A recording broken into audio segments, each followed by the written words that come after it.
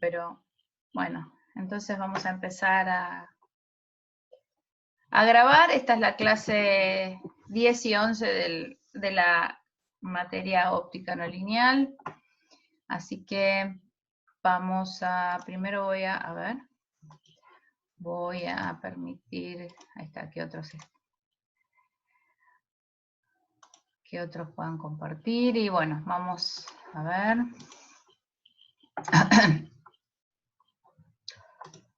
Ok, ahí estamos. Bueno, espero que todos puedan ver el apunte. Bueno, entonces, hoy vamos a empezar, hoy y la clase que viene, con algunos temas que quedaran, a ver los fenómenos no lineales de tercer orden. O sea, la susceptibilidad, el chi3, que está acá.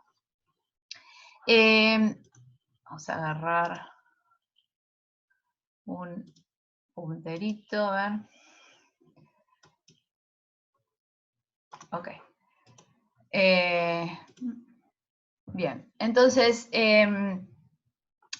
y bueno, digo, acá vamos a parar, ya hicimos chi2 y chi3, y acá vamos a parar, porque, bueno, por un lado son digamos, los fenómenos de orden superior ya son muy débiles, pero además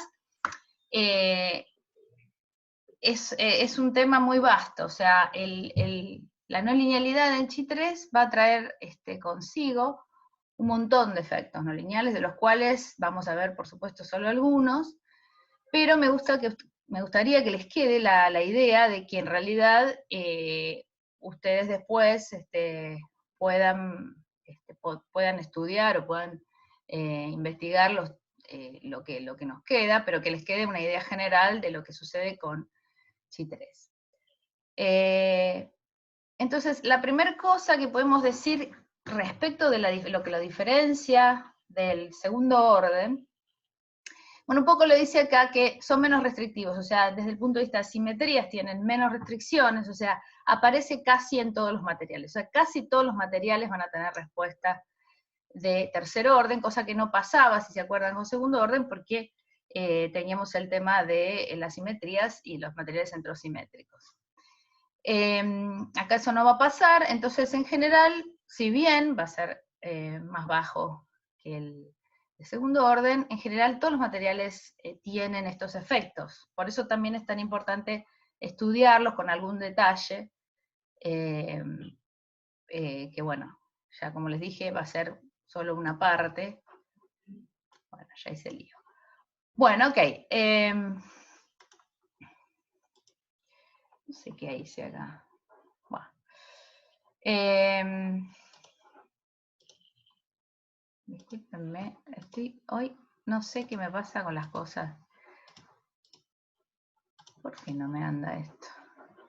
Bueno.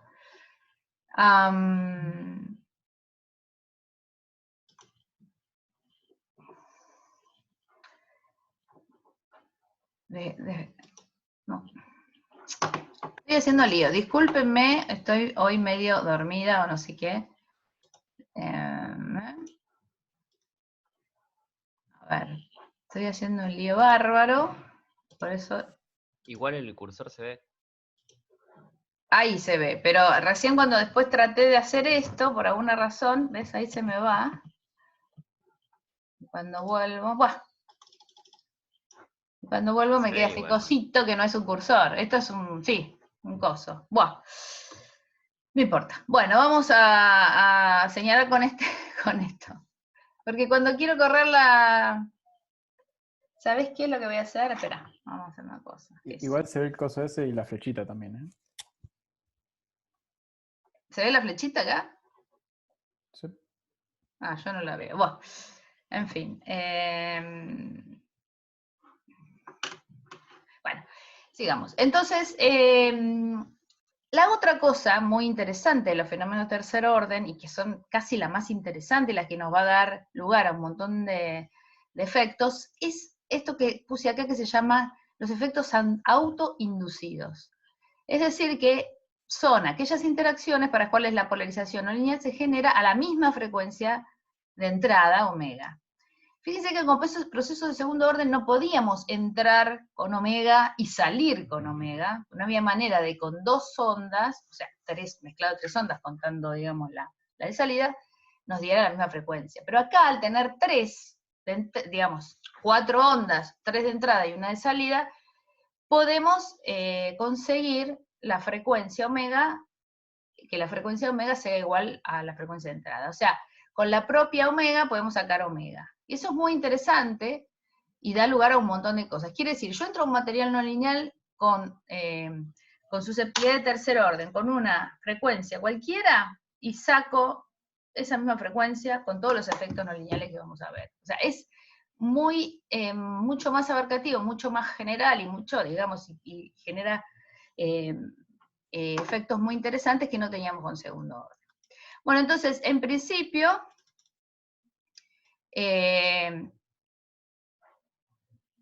lo que ya sabemos, que Chi3 va a dar lugar a la polarización no lineal que depende de todos los campos al cubo. Nosotros ya escribimos cómo es la polarización no lineal en general, y bueno, lo que va a ser la característica va a tener campos al cubo. Bueno, acá traigo el problema 4 de la guía. Voy a intentar una vez más esto. Que estuvimos discutiendo el otro día con Fernando, y me preguntaba, en este problema preguntaban todas las salidas de que uno podía tener cuando entran ondas omega 2, omega 3 y omega 4, cuáles son todas las salidas que uno puede tener en un material de tercer orden. Y resulta ser que justo en el libro, esto yo no lo había visto, hay una tabla en el Powers que están todas las frecuencias, así que con esto ustedes pueden chequear si realmente pusieron o no todas las frecuencias. Pero más allá de eso, quiero que miremos un poquito esta tabla, algunas cosas. Ya sabemos que podemos tener, de nuevo, omega 2, omega 3, omega 4 de entrada, y bueno, y algún omega 1 de salida. Podemos tener, bueno, los 3 omegas, los términos tipo 2 omega 2 más omega 3, con los menos, etc. Y después podemos tener algo como esta línea que está acá, que es omega 2 más omega 2 menos omega 2, y lo mismo con omega 3 y lo mismo con omega 4. De esto es lo que estábamos hablando de fenómenos autoinducidos, porque yo en vez de entrar con todas estas ondas, puedo entrar con omega 2 y salgo con omega 2. ¿Está bien? Esto es lo que me permite, al mezclar hacer estas sumas de tres campos, bueno, me permite tener esto. Y lo demás. ¿Y qué es este numerito de acá? Es lo que se llama la multiplicidad, que en realidad ya lo habíamos visto nosotros. Era cuántas veces se puede producir esa salida, digamos, que estamos considerando, esa salida de ondas. Entonces, acá están las veces que uno las va a tener. Por ejemplo, omega 2 más omega 3 más omega 4 aparece 6 veces, porque puedo hacer todas las permutaciones, ¿se acuerdan? Omega 2, puedo hacer omega 2 más omega 4 más omega 3, omega 2, omega 4 menos omega, bueno, todas las permutaciones acá, omega 2 con omega 3, omega 2 con omega 4 y omega 3 con omega 4, me dan 6 permutaciones. Esta es la multiplicidad. Entonces, si yo escribo busco la polarización no lineal, por ejemplo, de esta mezcla de frecuencias, tengo que ponerle multiplicidad 6. Ahora igual lo vamos a ver más claro, pero digamos, esto es lo que significa la multiplicidad, el número que debo poner en la polarización no lineal cuando considero la frecuencia de interés. Bueno, entonces algunos ejemplos para darnos cuenta de esto. Por ejemplo, si consideramos la polarización no lineal, a omega 1 igual omega 2 más omega 3 más omega 4, tengo que buscar la polarización no lineal de tercer orden, y esto le tengo que poner, como digo, en la multiplicidad 6. Entonces tengo que poner 6 por chi 3 de omega 1, punto y coma, omega 2, omega 3, uso la misma notación que siempre, y uso la notación de amplitudes complejas, entonces tengo multiplicado por el campo en omega 2, el campo en omega 3 y el campo en omega 4, multiplicado por E a la I, K2 más K3 más K4 por Z. ¿Está bien? Esto es lo que venimos haciendo siempre. De nuevo, este factor indica que ese término ocurre 6 veces. Bueno, acá simplemente pongo que siempre usamos esta notación. Lo aclaro también porque el otro día también surgió el tema del factor 2 y qué sé yo, que si quieren después lo hablamos. Alguna pregunta en el foro.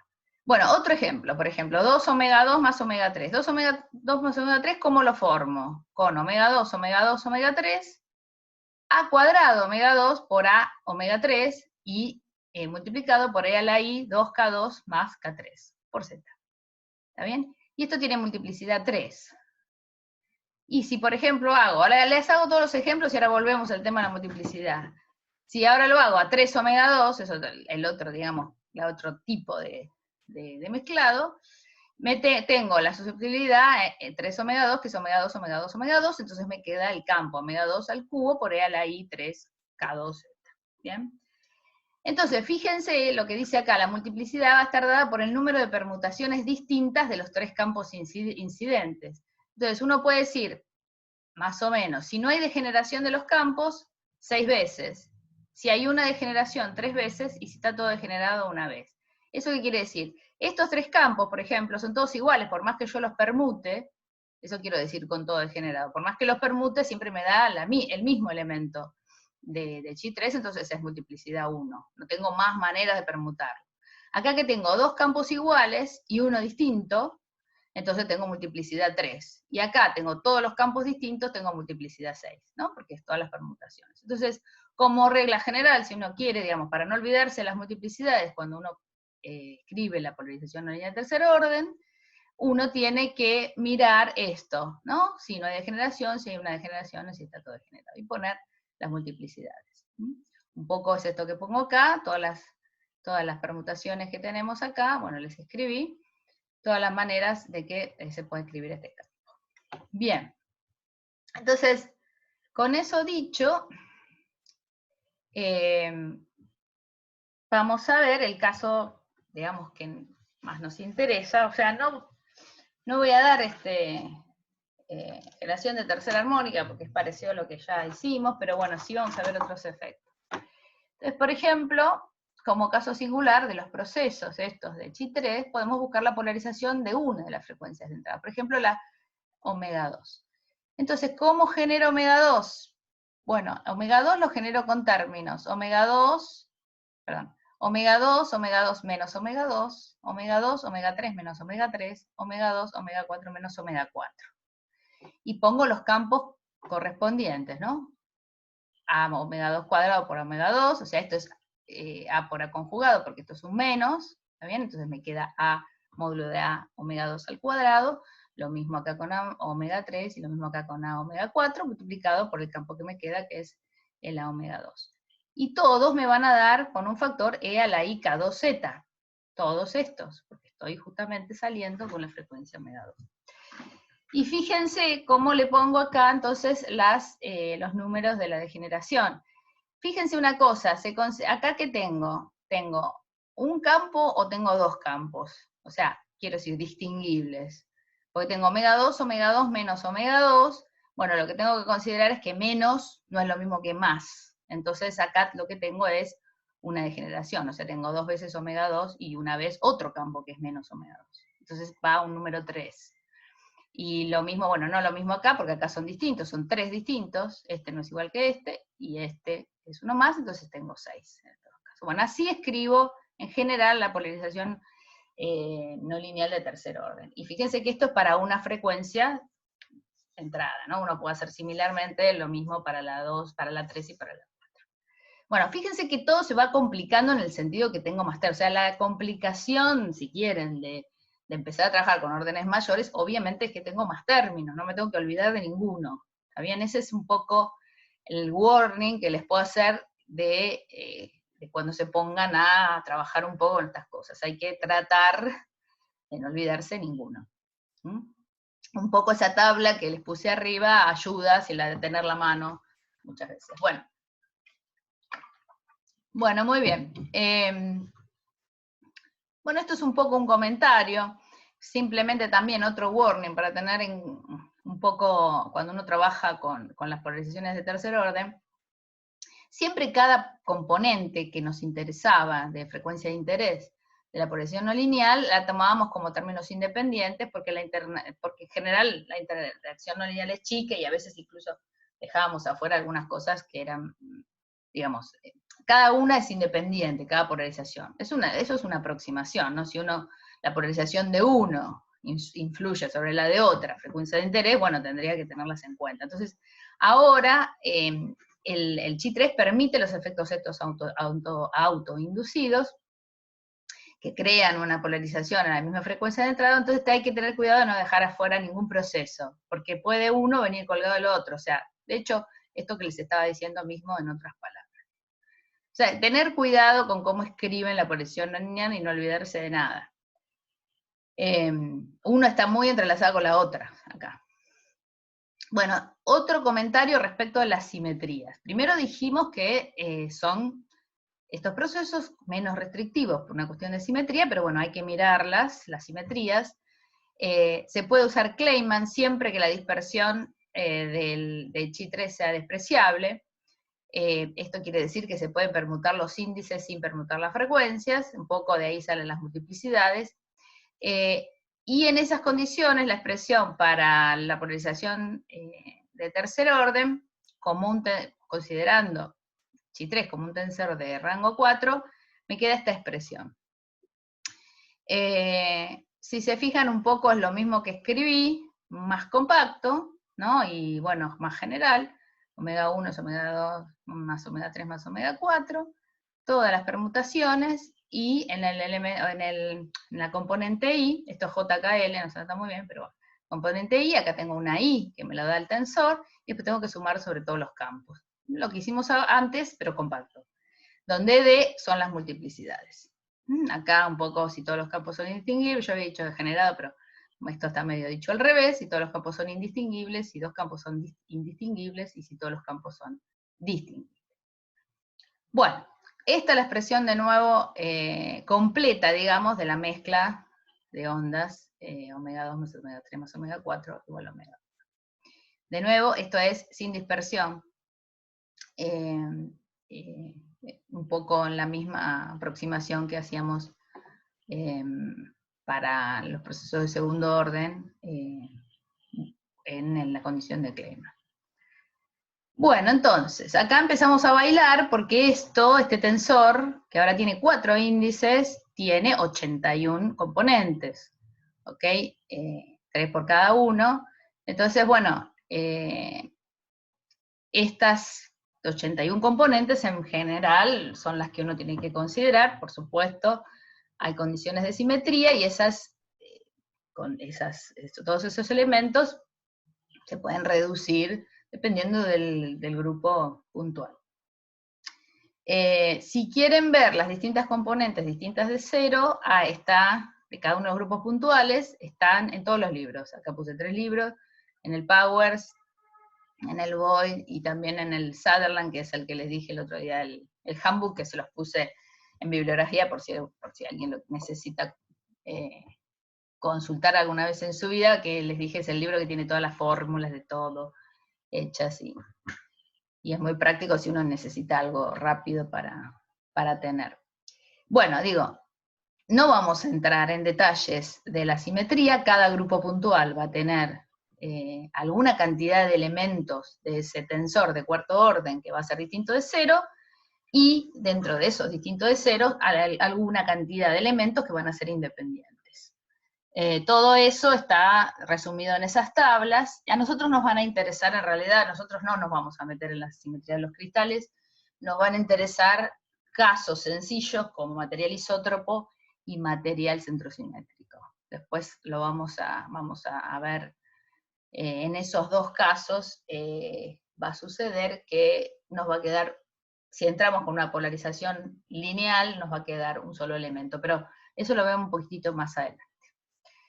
Bueno, una vez que escribo la polarización no lineal de tercer orden, ¿no? En forma compacta como está ahí, o bueno, desglosada como habíamos visto un poquito antes, puedo entrar a plantear las ecuaciones acopladas. ¿Qué son las ecuaciones acopladas? Como siempre, tenemos la polarización y la ponemos como fuente de la ecuación de onda. ¿Está bien? Sí, esto lo venimos haciendo desde siempre, desde el día 1.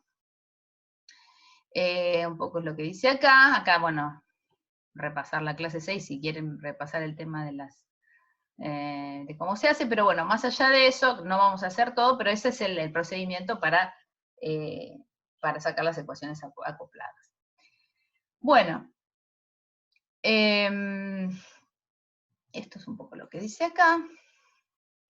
Y bueno, acá de nuevo volví a poner cuáles son todas las combinaciones ahora de omega 1, que es lo que nos va a interesar casi de ahora en más. Bueno, no vuelvo a decirlo porque es un poco lo mismo. Y me queda entonces esta expresión para la polarización de tercer orden, omega 1. Fíjense, escrita también en una forma más compacta, en donde voy a tener términos que están multiplicados por A1, E a la IK1Z, y términos que no están multiplicados por A1 y que son E a la IK2 más K3 más K4Z. Y acá puse en distintos colores porque tienen distintas características. Estos son todos los que están multiplicados por esta fase, con K1. Estos son los que están multiplicados por esta fase. Y dentro de estos, de los multiplicados por K1, tengo todos estos términos que en realidad son como mezcla de otros campos. Pero este es puramente el campo 1.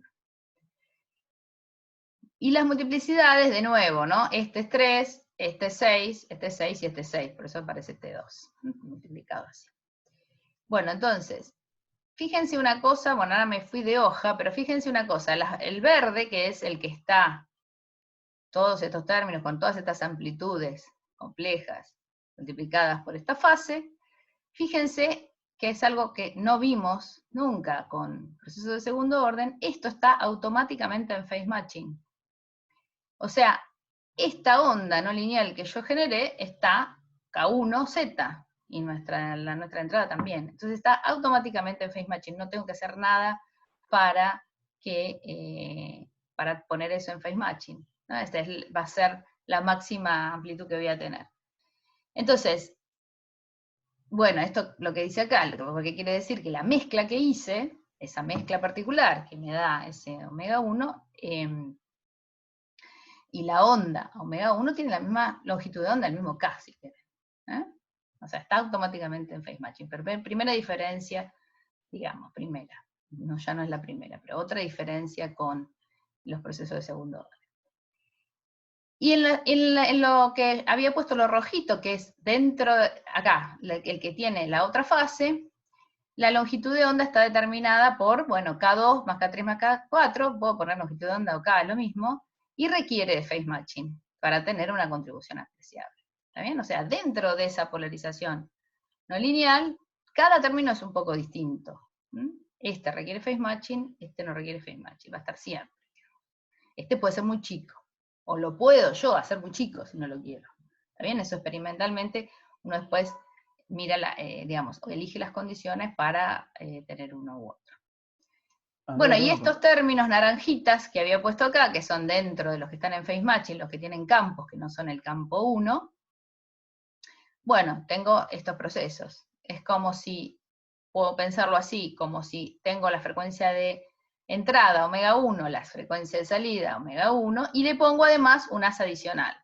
Eso se hace muchas veces, son procesos, en general se llaman con bombeo, a veces con bombeo y prueba, bueno, después vamos a ver un poquito, pero digo, es poner un segundo campo, si uno hace phase matching, va a tener una salida apreciable. Si uno no hace phase matching, el tipo de phase matching ahí sí es lo mismo entre comillas, hay que buscar cuál es el ángulo, los ángulos que uno tiene que poner en material, de manera de tener phase matching, los trucos son los mismos, usar materiales refringentes, etc. Pero digo, acá uno tiene que hacer trabajo, si uno trabaja con el phase matching, tiene este tipo de... Y puede ser beneficioso porque si por ejemplo, es un as de bombeo, o sea, un as muy fuerte, uno puede tener una conversión interesante. Acuérdense que esto va a depender de justamente la potencia, la intensidad de los campos estos extra que yo le pongo, que pueden ser muy fuertes.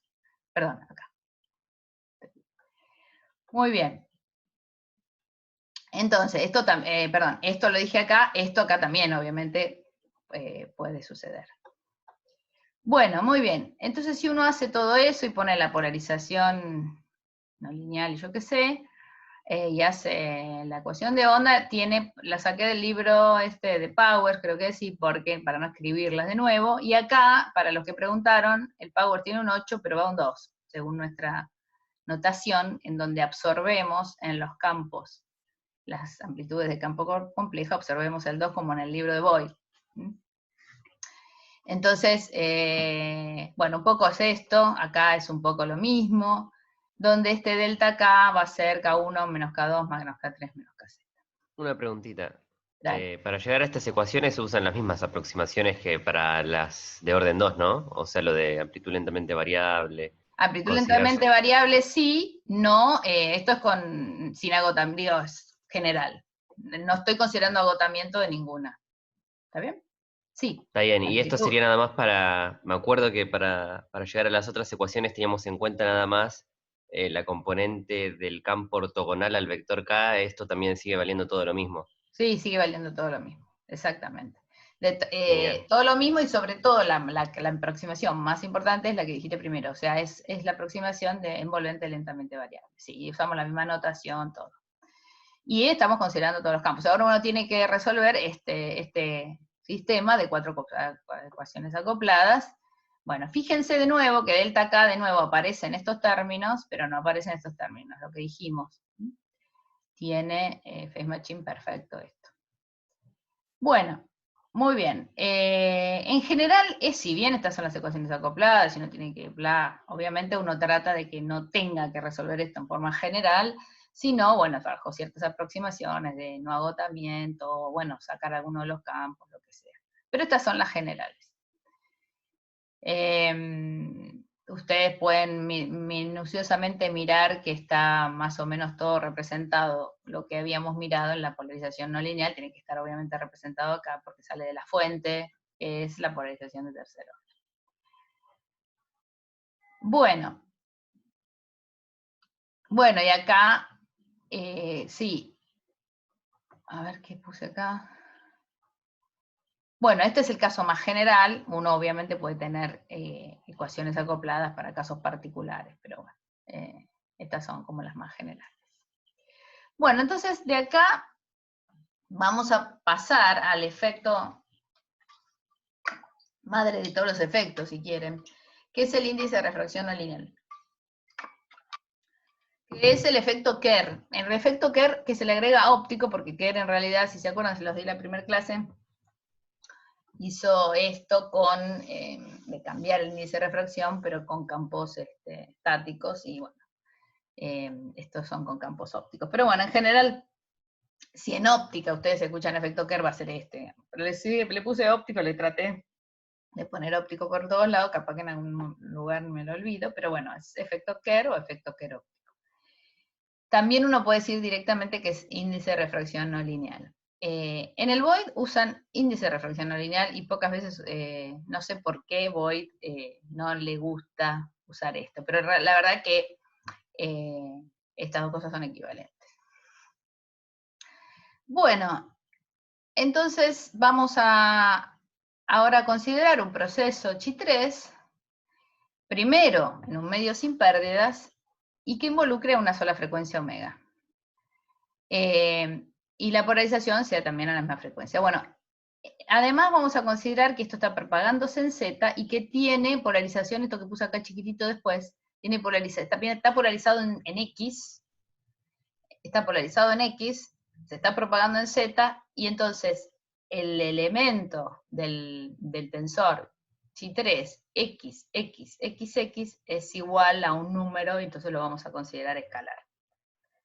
Esto sirve para, en realidad, materiales, tanto isótropos como centrosimétricos. Si no, uno tiene que considerar obviamente toda la parafernalia de los elementos y multiplicarlo por los campos, y esto queda más complejo.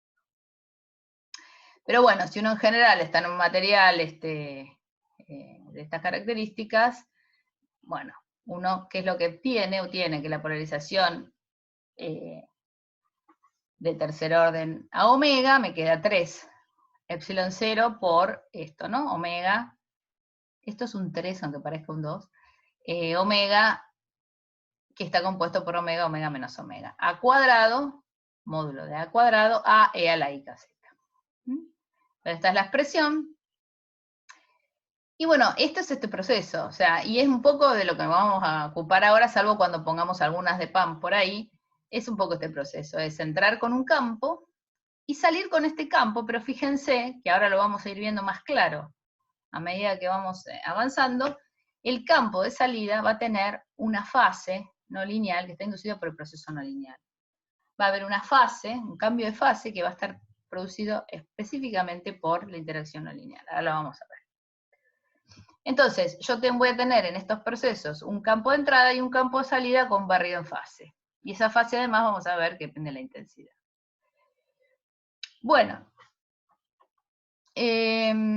si ahora, bueno, acuérdense que yo tengo esta polarizabilidad, esta polarización a omega, pero además voy a tener la polarización lineal a omega en el material, ¿no? Al principio. Entonces, la polarización total a omega va a ser epsilon 0, chi 1a, más 3, epsilon 0, chi 3 a cuadrado a. Todo multiplicado por e a la i k z. ¿Está bien? Esto es la de primer orden, y esta es la de tercer orden. Todo multiplicado por e a la i k z.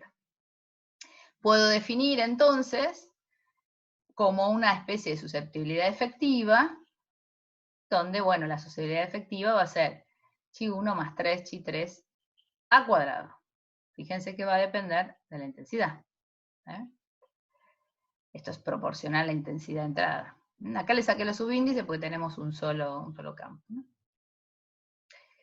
Bueno, entonces, en principio voy a tener todo esto. Claramente esto es mucho más chico que esto, pero bueno, la intensidad puede ser suficientemente alta. ¿Está bien? Esto lo puedo subir. Bueno, entonces este planteo nos permite definir un índice de refracción dependiente de módulo d al cuadrado. Y bueno, como usualmente definimos n cuadrado igual a epsilon, acá no puse el epsilon, pero n cuadrado igual a epsilon, que es 1 más el chi efectivo. Y esto lo vamos a poner, este n, como n0 más 2, n2 a cuadrado, todo al cuadrado, porque esto está al cuadrado. Acá es otra definición. O sea, lo que vamos a hacer es, nuestro índice de refracción, que depende de nuestra susceptibilidad efectiva, lo escribimos como una parte que no depende de la intensidad, más una parte que depende de la intensidad. ¿Está bien? Este 2 porque aparece después, no importa. Y acá tiene una rayita porque en realidad esto no es exactamente intensidad, y volvemos al tema de la complejidad de las unidades y de todos los prefactores que arrastramos en el electromagnetismo, que hay que tener cuidado. El otro día charlaban en el foro, si me olvidé un C cuadrado, sí, el libro, y todos los libros tienen errores, todos, yo les encontré a todos los libros errores, y a veces es muy difícil, incluso las cuentas que nosotros hacemos, no olvidarnos si nos olvidamos un C, nos equivocamos por 10 o 8 órdenes de magnitud, si nos olvidamos, o sea, son tremendos los errores en el electromagnetismo, y eso pasa al que cursó electromagnetismo, todos, teórica 1 también, digamos, ¿se acuerdan? Acá es lo mismo, entonces hay que tener mucho cuidado. Bueno, entonces, de nuevo, como a cuadrado, módulo de a cuadrado, no es exactamente igual a la intensidad, ahora después vamos a ver un poquito, hay algunos factores, esto le pongo igual, uso la misma notación que el void, en este caso, que tiene una pequeña rayita, pero después va a desaparecer, no importa mucho eso, lo único que importa acá es que entonces puedo definir un índice de refracción que va a ser una parte independiente y una parte no lineal, porque esta parte depende de la intensidad. Esto es todo el kit de la cuestión. Si ahora ponemos lo que es el chi efectivo aquí, y hacemos este cuadrado, hacen este cuadrado, acá simplemente se tiran los términos superiores, y de este lado me queda toda la definición de chi efectivo, después este se va a ir con este que está acá, y etcétera. Bueno, no hice toda, pero es una cuenta fácil. Me queda que N2, con la rayita, es 3 veces el chi3 dividido 4n0. Bueno, entonces la primera cosa que podemos decir es que tiene dependencia, perdón, este es el que corresponde a la dependencia con A cuadrado, y este es el índice de refracción no lineal, entre comillas, autoinducido, porque acá hay un solo as de entrada. Ahí, digamos, ahí, si ustedes obviamente lo leen en los libros, es self-induced. Todos los self-algo son todos los efectos que vamos a ver ahora. Todos aquellos que son self-algo son aquellos que entran con solamente una onda y aún así tienen, por estos procesos de tercer orden, producen fenómenos no lineales. El más importante es este, el que produce un índice de refracción dependiente de la intensidad. Y obviamente va a depender de chi3, porque de ahí salimos. Bueno, esta expresión, que es muy sencilla, es la que nos va, por supuesto, si uno tiene chi3 suficientemente grandes, esto aumenta. Si no, digo, si es muy chiquito, este efecto es muy chiquito. Ahora, entonces, queremos, en vez de expresarlo, porque digamos es más común encontrarlo en todos los libros o lo que sea, cuando vayan a buscar el número N2, les va a dar el N2 que corresponde a esta fórmula, o sea, la fórmula en donde N la escribo como N0 más N2 por I, ¿está bien? Entonces tenemos que expresar I, que es la intensidad, bueno, en términos del módulo de al cuadrado, y la intensidad entonces, bueno, fíjense, la intensidad esta es la que dan en el BOI, ¿no? 2N0, ya que llegamos hasta acá, lo hablamos un poquito. 2N0 epsilon 0, C por el valor medio del campo al cuadrado. Pero este campo es E de omega, ¿está bien? Entonces, como está absorbido, ¿no? Acá, el 2, el 1 medio, digamos, queda esto acá, este 2. Si yo acá pongo el campo en el tiempo, me queda dividido 2. Porque esto me queda 1 sobre 2 al cuadrado, dividido, me queda un 2. Entonces esa es la expresión que ustedes ven en los otros libros. Pero estamos usando esta definición nosotros, acordándonos de esto que digo, de que absorbe esto. O sea, no estamos poniendo el 1 medio E más E conjugada. Ahora, de nuevo, si ustedes se olvidan de eso, hacen mal la cuenta, obviamente. Tienen que hacer la cuenta acordemente con la expresión que están usando. ¿Está bien? A ver, hay algo en el chat. ¿Qué me dice? Me pregunta Maxi en el chat, ¿este tipo de modificaciones al índice de refracción no puede pasar con chi2? No podría hacerlo para el omega de entrada, pero podría tener para la segunda armónica. ¿Cómo? A ver, uy, no entendí ¿qué me pusiste ahí? Maxi, toma la palabra, ¿qué me querés decir ahí? A ver. Claro, si este tipo de efecto no puede aparecer con lo que venimos viendo, por ejemplo, con chi2, solo que, por ejemplo, no sería proporcional a la intensidad, sino algo medio raro. O sea, esto de decir, voy a definir el índice de refracción como la parte lineal más la parte no lineal, y si se quiere sacar de factor común el campo. Mirá, estoy no te va seguro a quedar porque tenés 2 campos nada más, ¿no? No tenés 3 siempre. Tenés que tener 3 para que te pase eso. Mirá, por más que sea, yo entiendo lo que vos decís, lo hago con 2 omega y chau, porque 2 omega es 2 omega, no, igual 2 omega de entrada tampoco te sale, ¿no? 2 omega de salida. ¿Cómo haces? Con un proceso de segundo orden. Pero además no te queda esto, ¿no? Porque tenés 3 campos acá. Claro, El otro pero en te general 2. quedaría con 2 campos ahí en vez de con 3. Claro, pero primer problema, ¿cómo haces para formar la frecuencia de entrada? Por más que sea 2 omega. ¿Cómo haces para 2 omega de salida? Mezclando 2 omega. Con omega y omega no saco Ah, 2 bueno, omega pero justamente. ya estás haciendo trampa, porque entras con 2 omega, digamos, entras con 2 omega y querés salir con 2 omega. Esa es la idea, ¿no? Acordate que Ah, o 2 sea, omega... ¿Mm? para que se vea este tipo de efectos, sí o sí, Claro, tengo sí o que sí tiene que... entrar y salir con lo mismo. Claro, eso es lo que queremos, sí, sí. Sí, sí. O sea que si no el índice de refracción, digamos, no se ve modificado, No, sino porque es... porque justamente no te queda esto, no sacas, o sea, tenés que tener 3 campos, ¿está bien? Y tenés que tener el omega, porque si no, no podés poner esto, no podés hacer nada. O sea, tenés que tener 3 campos y tenés que tener posibilidad de mezclar el omega.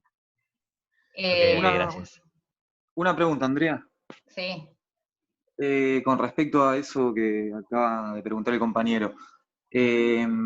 Para poder cambiar el índice de refracción con chidos, ¿no se podía incidir con un campo continuo? Tipo hacer, creo que se llama efecto electroóptico. Ah, bueno, sí, está bien, con cosas que no sean la luz, sí, eso lo dimos en la primera clase. Justamente, ese tema no lo di al final, porque no tuve tiempo, ya era meterme otra cosa. Pero sí, claro, con electroóptico es con campos estáticos. Eso es lo que, tipo, hacer pasar, por ejemplo, luz por una pantalla de cristal líquido, o sea, y bueno, hacer cambiar el índice de refracción con un campo continuo, eso sería en Bueno, el más o menos, laboratorio. ahí es un poco más complicado porque con la pantalla de cristal líquido en realidad lo que haces es, fíjate que lo que estás haciendo es alinear distintas las moléculas, digamos, de la pantalla de cristal líquido, las alineas y de alguna manera dejas pasar luz o no, o dejas pasar una polarización y otra. Claro. Ese tipo de fenómenos no se tratan en general con estas cosas, pero sí puede ser un material tipo los que vimos, un pedazo de vidrio o lo que sea, digamos, un material isótropo incluso, al que vos le podés componer campo.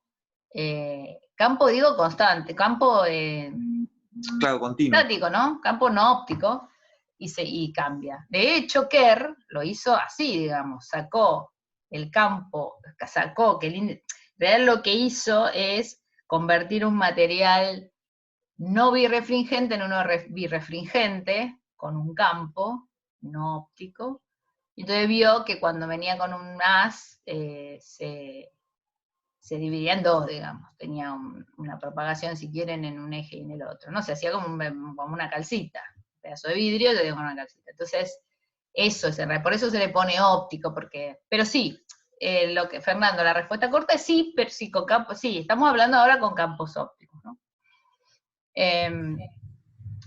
Bueno. Hola, Andrea. A ver, ¿quién me habla?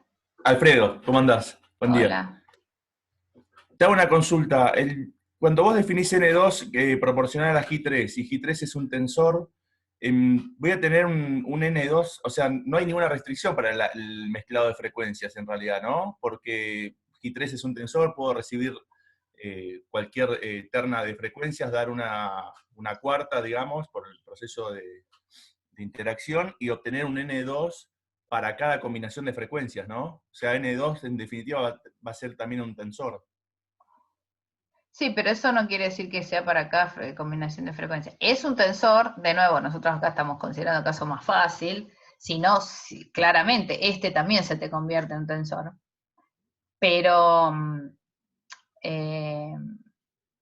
no sé qué me preguntaste de la mezcla de frecuencias. O sea, sí, esto es un tensor y esto es un tensor, nosotros estamos considerando un solo elemento. Y después, ¿qué me preguntaste? Perdón. No, porque digamos, si tenemos el caso degenerado de toda la misma frecuencia, obviamente, bueno, vamos a tener el efecto Kerr, que es lo que definiste recién. Esto que decís acá, claro, salir de acá, exactamente. sí. Claro, pero en un caso más general, con distintas frecuencias también voy a tener un N2. Ah, vos querés decir que si yo pongo con distintas frecuencias puedo definir cosas parecidas. Exactamente. Sí, podrías, sí, totalmente. En general, cuando uno habla de N2, habla de este proceso, ¿no? Donde entra con una sola onda. O sea, cuando uno habla, quiero decir, los valores que te dan son para intensidades, donde la intensidad, donde el proceso es es un proceso autoinducido, sí. Pero sí, en principio sí, porque fíjate que estos términos, a ver, vamos acá. Perdón. ¿Dónde estaba? Acá, esto me decís vos. Acá tengo, no, Sí. este es omega 1 también. Bueno, no, el más general me decís vos. El más general, bueno, qué sé yo. Sí. Que en realidad podemos ir a uno de los ejemplos, por ejemplo. Me decís vos. Por ejemplo. No, este también es omega 2, peor decimos. Ah, está bien, sí. O sea, sí, tengo que irme para atrás, sí, qué sé yo, una cosa general, bueno, no importa. Pero sí, como siempre te van a quedar campos al cubo, siempre vas a poder tener, bueno, pero no importa, más allá de esto, de que este no sea el caso que vos me preguntás, pero bueno, siempre vas a tener cosas del tipo, si vos tenés cosas del tipo omega 2 más 3 más 4, vas a tener todos campos distintos, como esto que están acá. Ahí es difícil la intensidad que tenés que definir, bueno, yo estoy yendo para atrás, los estoy mareando, pero me voy a tratar de parar en un lugar acá, ponele, ¿no? Acá donde vos tenés la general. Pero todos estos campos van a ser distintos si vos haces un mezclado general. Entonces, no te va a quedar una intensidad, porque este no es Claro, igual, no te queda un solamente en índice de algunos refracción casos. dependiente de una sola intensidad, sino dependiente de los campos interactuantes Claro, directamente. exactamente. Sería una cosa, se puede, digamos, definir, pero sería, claro, dependiente de campos interactuantes. No aquello que se dice dependiente de intensidad, que es el caso en que te da el que estamos analizando, A cuadrado con A.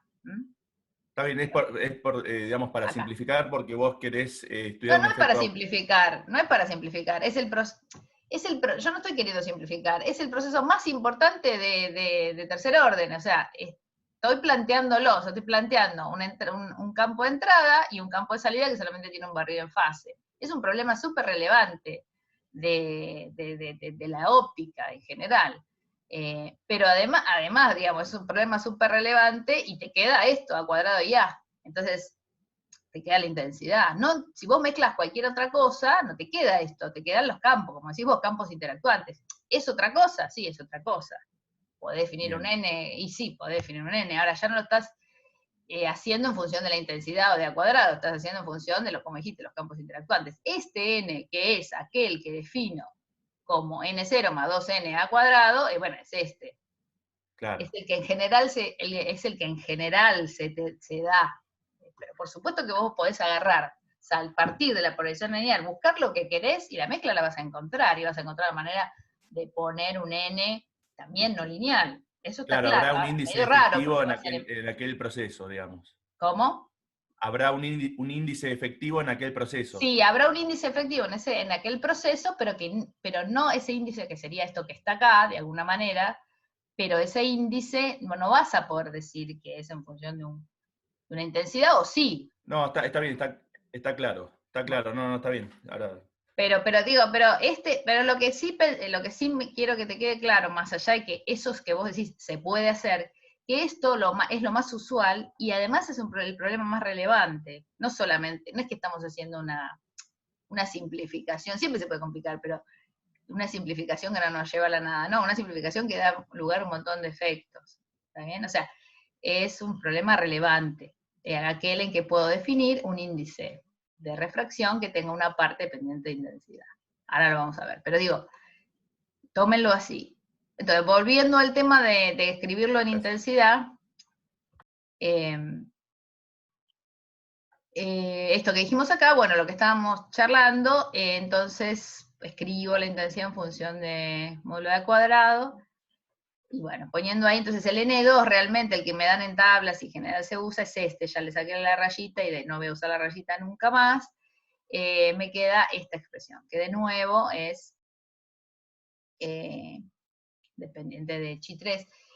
Alfredo le dice G3 y está bien, porque en realidad Chi3 es en inglés y el chi es la traducción la forma de decir Chi, y en castellano muchos le dicen C3, pero bueno, es esto.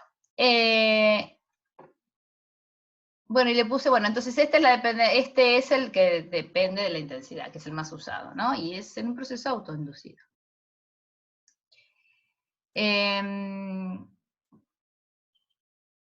Bueno, pero, ok, entonces hay procesos que ya los vimos en una cosa más general, en mezclado con más ondas, que está más arriba, en la 16, si ustedes miren sus apuntes, que es aquella en donde desglosamos todos los procesos. Sabemos que podemos tener un segundo as, esos procesos que les puse más arriba, ¿no? Un as omega, que es el que queremos alargar, y un as omega prima. En ese caso vamos a tener términos en la polarización lineal de no lineal de este tipo. Entonces voy a tener A' cuadrado por A. Capaz que es esto lo que estabas preguntando, Alfredo. Llegamos acá. Entonces, de nuevo, este es el caso con una onda extra y mi onda, la que estoy interesada. Entonces, en ese caso voy a tener una polarización. Si se fijan en su ecuación 16, en ese desglose, iba a tener el campo extra, digamos, al cuadrado por A. Entonces, se puede hacer lo mismo, ¿no? Y se puede definir un índice de acoplamiento cruzado, donde se llama N2 y le vamos a poner cross, y donde N2 es esto, si uno hace la cuentita, y esto de acá se ve que es 2 veces más grande que este. O sea que si yo mezclo con otra onda, voy a tener un índice de refracción no lineal un poquito más grande, 2 veces más grande, que el que hago autoinducido. O sea, este lo podemos llamar autoinducido y este cruzado, que son parte de los términos aquellos cruzados. Y digamos, Alfredo dice, bueno, lo sigamos complicando, y entonces con 3 distintas, bueno, ahí es donde se complica de poner, tendríamos que no me quedarían cosas de este estilo, sino me quedaría de 1 para 2 o para 3. Bueno, entonces, resumiendo, tengo un índice de refracción que corresponde a la intensidad no lineal autoinducido y un índice de refracción que corresponde a la intensidad cruzada. Bueno, entonces, volviendo a esta ecuación, o sea, el que estamos mirando ahora, del autoinducido, vamos a poner un poco de números. Entonces,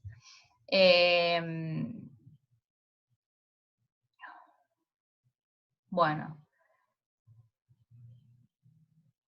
claro, ok, si miran acá, esto que está acá, estas son constantes, 3, 4, epsilon 0 y C, lo único que me queda es el N0 cuadrado, y si hacen la cuenta, te queda este número, 283 dividido en N0 cuadrado. Donde esto se escribe en metro cuadrado sobre omega, sobre watt. Fíjense que esto tiene una unidad ahora. Y esto se escribe en metro cuadrado sobre volt cuadrado, el G3. Otra cosa es que como hay muchas tablas que están en realidad en unidades en eso, en el gaussiano, entonces hay que aplicar la conversión. Ustedes van a ir a tablas y yo les doy valores o lo que sea, entonces ahí hay un apéndice en donde está la conversión de unidades, que es esta que está acá. Digo, tengan cuidado si llegan a tener un problema, que poner el valor que si se lo dan en eso, tienen que aplicar esta conversión. Bueno, muy bien. Eso es cuestión de unidad. Entonces ahora, con esa cuestión de unidad, vamos a ver una idea del orden de magnitud. Entonces, vamos a ver, acá tomé un valor de la tabla, esta del void, donde me dan un N2, que es 3 por 10 a la menos 14 centímetros cuadrados sobre watt. Entonces, si uno entra con unas de luz de 1 megawatt sobre centímetro cuadrado, se produce un cambio de índice de refracción de 3 por 10 a la menos 8. ¿Está bien? Si yo tomo vidrio, es 2 órdenes de magnitud menor. O sea, ¿qué es lo que hice acá? Puse 1 megawatt sobre centímetro cuadrado en esta ecuación, el N2 que saqué de tablas, entonces la variación N menos N0, digamos, o N sobre N0, es 10 a la menos 8. O sea que es muy chiquito, ¿está bien? Aún así produce efectos muy notables. Pero esto para que tengan idea un poco de los órdenes de magnitud. O sea, el cambio que voy a tener de índice de refracción es muy chico. Y bueno, acá puse vidrio. Esto es un líquido y esto es un vidrio. Bueno, entonces, hasta acá más o menos vamos, a ver. Tengo una pregunta. Sí. Es una pava igual. El cambio de 3 por 10 a la menos 8, ponerle, es respecto al índice de refracción común que tiene Claro, el material. Sí, N0. Ahora vamos a estar hablando de N0, como antes hablábamos de N, el N de antes pasó a ser el N0, si querés. claro. y el n ahora es la suma de las dos partes. Lo que queríamos ver acá es que la segunda parte, obviamente, es una pequeña, muy pequeña corrección. Así todo produce efectos no lineales apreciables, ¿no? Fíjense, lo que también, yo acá no lo hice, lo iba a hacer, pero digo, esto, 1 megawatt sobre centímetro cuadrado, los que trabajan en óptica o no trabajan en óptica, pero pueden hacer la cuenta, una potencia muy grande, es una potencia bastante grande, te puedo decir. Si uno trabaja con láseres continuos. Si uno trabaja con láseres de pulso, los puede conseguir, esto lo puede conseguir bastante fácilmente y mucho más que eso. ¿Está bien? Pero si uno trabaja con láseres continuos, esto es como un montón. Esto creo que había sacado la cuenta que más o menos, ustedes lo pueden hacer, más o menos entrando con 4 veces esto en un spot de 20 micrones, que es una cosa más o menos razonable, que es enfocarlo a un haz de 1 milímetro más o menos con una lente de 10 centímetros, una cosa razonable en un laboratorio, tengo que venir con un haz de 4 watts para eso. Entonces, digo, para poder tener esta densidad de potencia. Y bueno, eso no es fácil, digamos. Quiero decir, y aún así tengo un cambio muy chiquito. Entonces, esto en general, uno, como siempre, para los efectos no lineales, si bien lo puede hacer con haces continuos, bueno, si uno tiene haces trenes de pulsos, las potencias pico que puede alcanzar, acuérdense que va a depender del tiempo del ancho dividido el tiempo de repetición, eso lo vamos a volver a ver cuando hagamos pulso, pero ya lo hicimos alguna vez. Entonces estas magnitudes aumentan muchísimo, esto se puede conseguir muchísimo más fácil. Pero bueno, para que tengan idea de órdenes de magnitud, y bueno, va a haber algún problema en la guía, que todavía no la subí, la voy a subir recién el viernes. Bueno, entonces, dicho esto, o sea, vamos repasando. Uno tiene entonces que el efecto Kerr con una onda me da un índice, con una onda de entrada me da un índice de refracción que le llamamos N2, y si ahora pongo otra onda de entrada, me da un índice cruzado, pero básicamente lo que produce es eso, la variación del índice de refracción, donde ahora hay un término proporcional a la intensidad. Bueno, yo acá voy a parar un cachito, vamos a irnos 5 minutos, voy a stop share y voy a... ahí estamos, bueno. Vamos a continuar entonces. Ok, entonces hasta acá, cosas generales, fuimos y vinimos con una onda, con varias ondas, etc.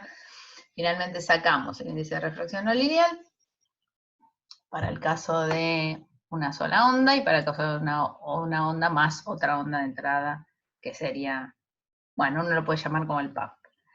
Tenemos el índice N2 autoinducido, el índice N2 cruzado. Bueno, ahora vamos a ver algunos efectos de, digamos, relevancia práctica que se explican con el Chi3. Y uno es la absorción no lineal. Primero que vamos a ver. Hasta acá, acuérdense que tomamos un Chi3 siempre real. ¿Está bien? Ahora lo que vamos a hacer es vamos a permitir que ese Chi3 sea complejo, o sea que tenga en cuenta las absorciones. Bueno, entonces de nuevo, pongámonos, o sea, cada vez que uno empieza con algo tiene que ver qué experimento está analizando. Entonces tenemos unas de entrada a omega, tenemos una polarización de tercer orden en omega, del tipo de las que escribimos arriba, fíjense la ecuación 18. Bueno, y como siempre planteamos la ecuación de onda, y acá, bueno, les puse donde pueden sacar esta ecuación de onda, no importa, con P3 como fuente, siempre lo mismo, y vamos a obtener esta ecuación para el campo, es de A a dz es igual a I 3 omega sobre 2nc, Chi3 módulo de A cuadrado por A. Esto lo puedo escribir, definición, como I kappa por A, donde kappa es todo esto, que depende de la intensidad, o de A cuadrado, y depende de chi3. Entonces fíjense que esta ecuación diferencial, que es de A de Z igual a I capa A, nos dice que la onda sufre un corrimiento de fase dependiente de intensidad, porque acá adentro está dependiente de intensidad, a medida que se propaga en el material. Entonces ya, antes de resolver, estamos viendo esto, lo que habíamos dicho, lo que dejamos un poco colgado. Antes se los anticipé, ahora vamos a analizar eso de la fase. ¿Está bien? ¿Hasta acá estamos bien? Bueno. Entonces, para esta ecuación proponemos una solución en donde ahora la amplitud compleja la vamos a poner como la notación polar, digamos, donde tenemos un U de Z por E a la I phi Z. Esto es para poder analizar qué pasa con la fase, en este caso. Ahora vimos el índice de refracción efectivo y qué sé yo, ahora queremos bien analizar qué pasa con esta fase. Estas dos funciones, U y phi, son funciones reales. Entonces escribo mi amplitud compleja de esta manera. Si yo escribo eso y lo pongo ahora en la ecuación para el campo en Z, me queda esto, que está acá. Si se fijan, esto es la derivada, después me queda la derivada de U, la derivada de phi y todo esto del otro lado. Y ahora entonces vamos a permitir, hasta acá, todo general para el caso que estamos analizando de una sola onda, ¿no? Pero ahora podemos, y con todas las aproximaciones, como dice Maxi, de envolvente lentamente variable y todo. Pero ahora vamos a permitir que absorba, o sea que esto tenga una parte real y una parte compleja, una parte imaginaria, perdón, que esto tenga una parte real y una parte imaginaria. Entonces si ahora lo metemos acá adentro, nos queda una ecuación de este tipo, donde esto era la derivada de A, y acá de este lado dividí en dos partes, imaginario y real. Fíjense que, bueno, la I se convirtió en nada, y acá la real se convirtió en una I. Cuestión es que esta ecuación tiene una parte real e imaginaria que las puedo igualar. Bueno, están llamando justo al celular. Bueno. Y me quedan estas dos ecuaciones. Me queda esta, que es de U a de Z, que es, digamos, la parte real de esta ecuación, por 3 omega sobre 2 NC, la parte imaginaria de chi3 por U3, y esta para la fase que me queda con un U cuadrado, ¿está bien? Porque acá tengo una U, que al pasar para el otro lado me queda un U cuadrado. Entonces, estas dos ecuaciones me dicen cómo varía el módulo y la fase de la amplitud compleja del campo a omega, con un único campo de entrada y material y absorción. Me está trayendo una llamada que no sé qué es. Denme un segundo para llevarte el teléfono.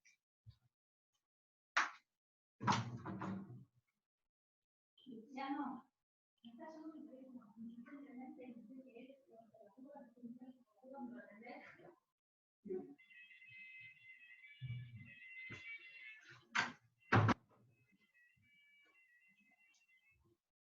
Disculpen, pero era un escándalo, en todos los teléfonos están sonando y tenía miedo que fuera algo importante, así que lo llevé. Disculpen. Volviendo. Entonces, estas ecuaciones son para el módulo y para la fase en estas situaciones. Bien. Bueno, la intensidad, como ya conocemos, tiene esta expresión, donde esto es U cuadrado, entonces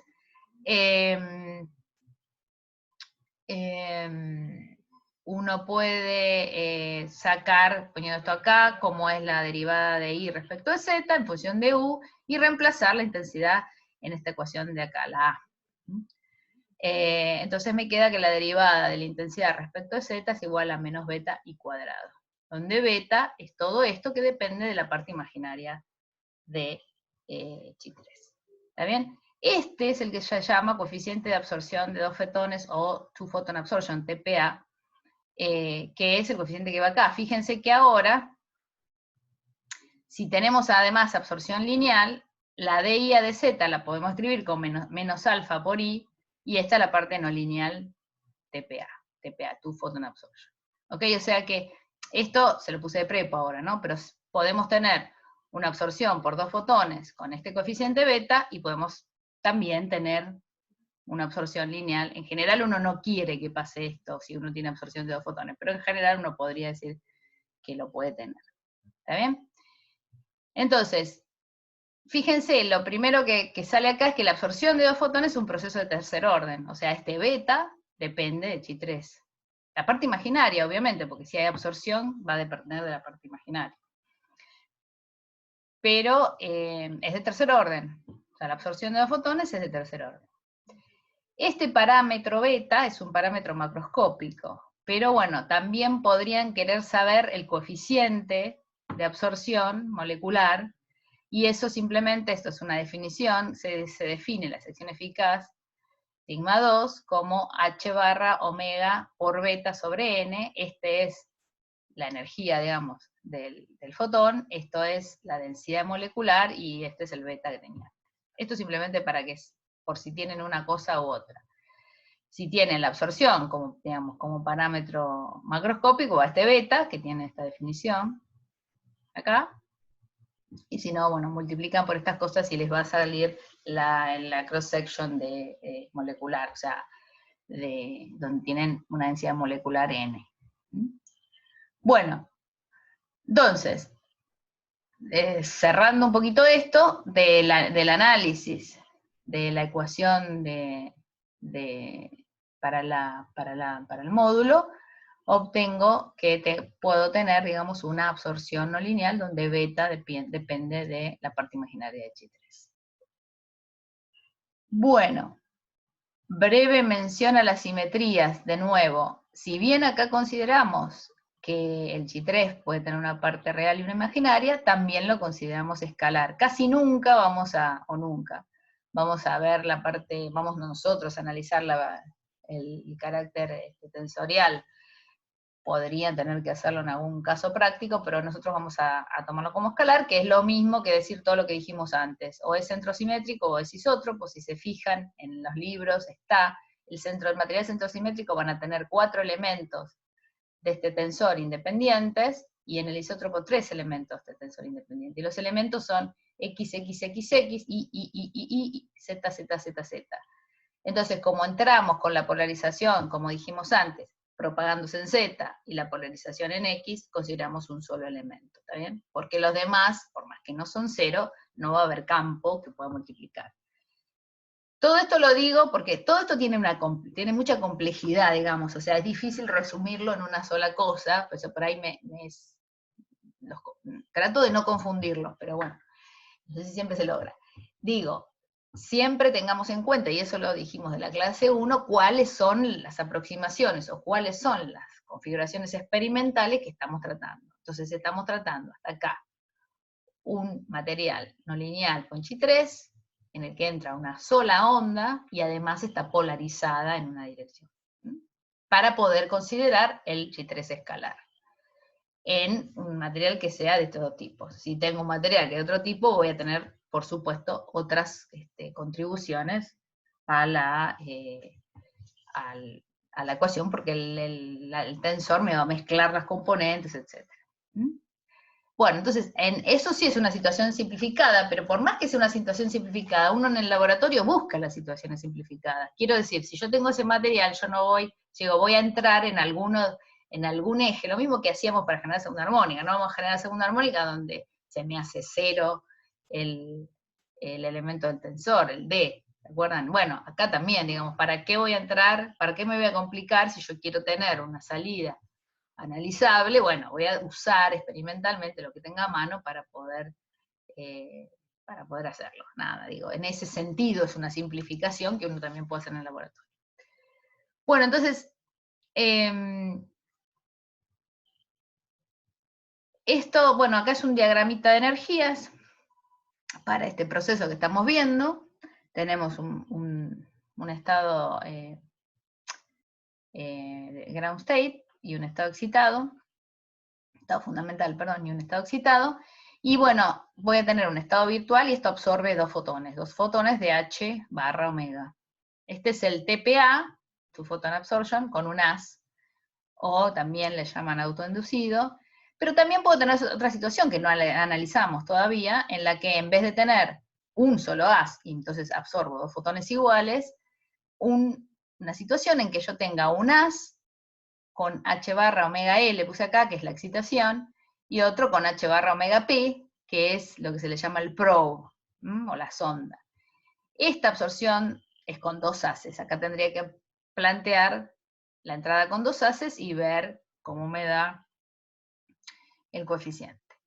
Pero en principio, estas son dos situaciones posibles y deseables en el laboratorio. Uno puede tener esto, uno puede tener esto. Esto en general uno lo usa cuando quiere tener más señal, porque este en general va a ser una cosa de mucha intensidad.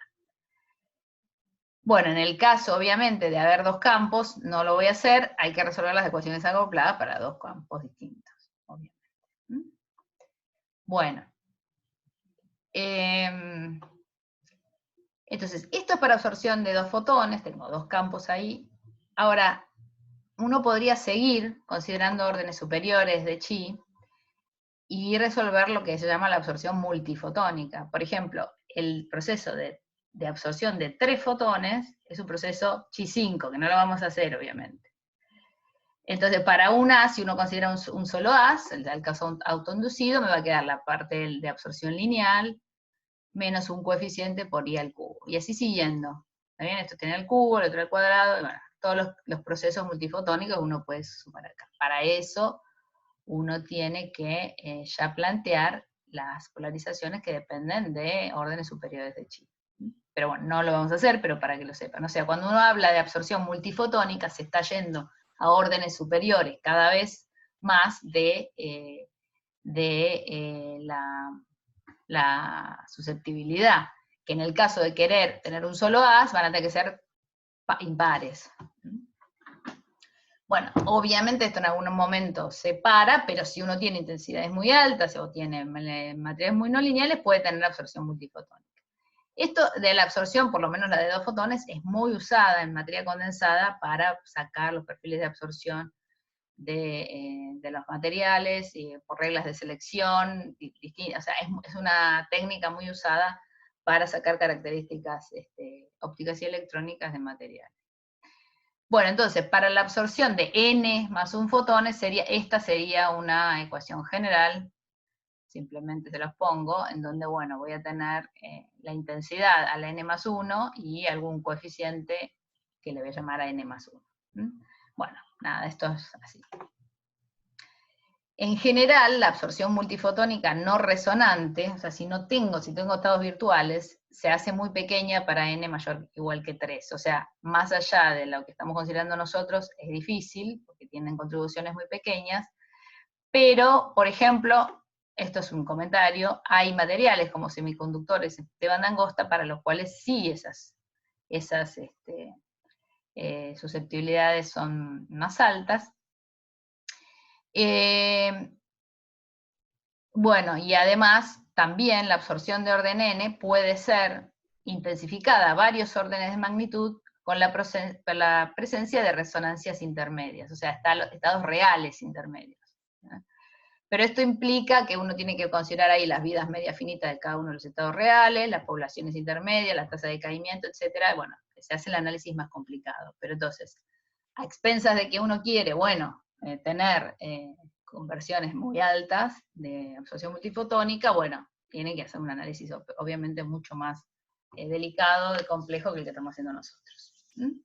Bueno, hasta acá entonces, el tema de la absorción multifotónica, que en realidad nos vamos a quedar nosotros con la de dos fotones, la que sacamos el beta, que es la que corresponde al chi3. Y con un haz. Bueno, muy bien.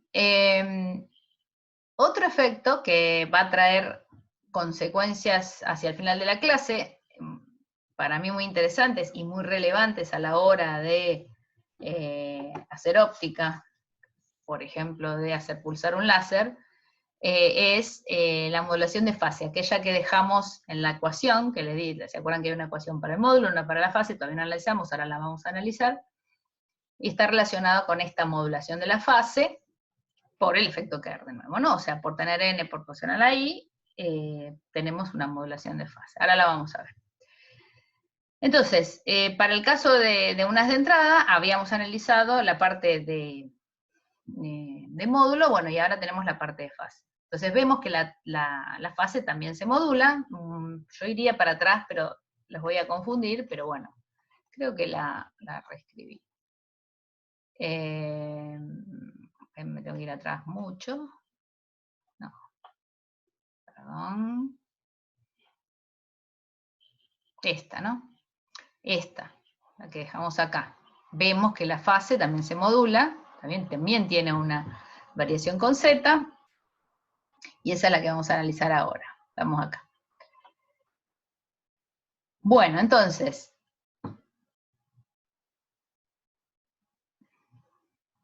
también vimos que cuando inciden dos haces, el índice de refracción está dado por aquel índice de refracción cruzado. Entonces, dependiendo de la configuración experimental, podemos dividir el efecto de modulación de fase en dos clases, un poco todo lo que estamos haciendo hasta ahora. Lo que se llama la automodulación de fase, SPM, por sus siglas en inglés, y lo que se llama la modulación de fase cruzada, XPM, por sus siglas en inglés. En donde en este caso vamos a tener un campo de entrada, un campo de salida con una fase, y en este caso vamos a tener un campo de entrada omega 1, que es nuestra señal, un campo de pump, que es omega 2, que simplemente va a estar para inducir la no linealidad, y después tenemos un campo de salida modulado en fase. También tenemos estas dos situaciones que podemos querer. Bueno, acá en general lo que se elige es el bombeo, que es este que está acá en omega 2, un bombeo fuerte para inducir la no linealidad, en una zona en general de absorción, total no nos importa mucho, lo que queremos hacer es generar una no linealidad alta, y el omega 1, que es una prueba, le pueden llamar sonda, probe, lo que quieran, débil en una zona de transparencia. En general este es un experimento que se hace de ese tipo. Modulación de fase cruzada, XPM, automodulación de fase, SPM. Bueno, entonces vamos con la automodulación de fase, SPM. Entonces ahí sí partimos de la ecuación que recién les mostré, que es la de la fase. Y planteamos, perdón, esta es la anterior, o sea, lo volví a repetir, planteamos esto, un recordatorio, entonces teníamos esta ecuación, acá repetí. Y ahora, en este caso, recién en el caso de absorción pusimos esto complejo, pero ahora volvemos al caso en donde no tenemos absorciones, y esto es real. Entonces la ecuación aquella, 1023, nos queda así, nos queda de U a de Z igual a 0, porque si se acuerdan, acá estaba la parte imaginaria, y acá estaba la parte real, que ahora se transformó directamente en Chi3, ¿ok? Entonces vemos en este caso que la ecuación A, voy a repetir las condiciones en este experimento, es automodulación de fase. Entro con un solo omega, y además el material no tiene absorción, ¿está bien? Entonces termino con esto, divido mi campo en módulo y fase, y termino con estas ecuaciones. Entonces, en este caso, fíjense que U de la primera ecuación es constante, lo cual es lógico, porque estamos considerando un material sin pérdida, ¿está bien? O sea que la amplitud o el módulo se conserva. Entonces nos queda esta segunda. Hay una pregunta. Telemarketing. No era una pregunta, sí. No sé qué era, todavía no sé qué era esa llamada. Como me sonaban varios teléfonos a la vez, me dio un poco de qué sé yo, miedo de no contestar. De todas formas, no era nada. Entonces tenemos esto constante, y ahora vamos a analizar la fase. Entonces, de esta ecuación, vemos que tenemos un corrimiento de fase, que si la integramos muy fácilmente es que el delta de fase, el delta phi, es igual a 3 omega sobre 2nc, chi 3 u cuadrado delta z. Fíjense, miren esta ecuación, vamos a ponerla un poquito más arriba, ¿qué pasa en un caso lineal? O sea, una onda que está atravesando un material, ¿cómo cambia la fase? En el caso del